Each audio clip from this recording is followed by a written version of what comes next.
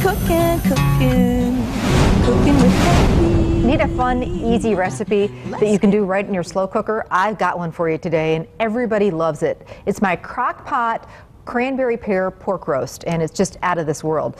First thing I do is I start with a nice big pork loin roast. Sometimes they call them pork tender roasts.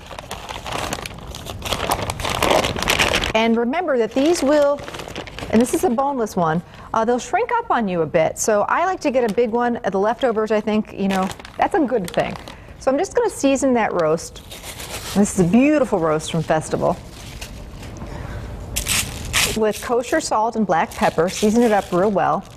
Because we're not taking the time to brown it, we're just going to throw it in the slow cooker. It's real important to season it good. And then I'm just going to get this great big roast, and it's about a 3 or 4 pounder right into my slow cooker that I've lined with one of those slow cooker liners. Absolutely love those. Those are fabulous. Give my hands a quick wash. Okay, now we're just going to start dumping the rest of the ingredients in, and it's just that easy. I have 1 diced yellow onion, about a cup of diced onion, right over the top of that roast to give it some great flavor. I've got 1 can of pears and heavy syrup. Now this happens to be a 15-ounce can. Sometimes I'll go ahead and do 2 of them. Just depends how many pears you like. So with the heavy syrup and all, right on top, and that's going to give some great flavor and sweeten it up a little bit. I've got some dry white wine, Chardonnay or Pinot Grigio. Doesn't have to be an expensive one. If you don't want to cook with wine, you can also substitute and use apple juice, or you could use chicken stock. And then about 3 tablespoons of balsamic vinegar. And I'm not going to measure, I'm just going to 1, 2, 3. Perfect. And next we've got some dried cranberries.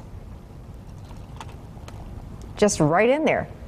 Now you put the lid on this guy, and off you go to do your thing. And that's why I love my slow cooker, because I can get up just a few minutes earlier in the morning, throw the whole thing together, come home after a long day, the house smells amazing, and dinner is done. Love that. Okay, so here it is. This has been cooking for about 6 to 8 hours, and you can see the pears and the cranberries in here, and this is going to be just tender as all get out. I love to serve this over wild rice, but mashed potatoes are great too.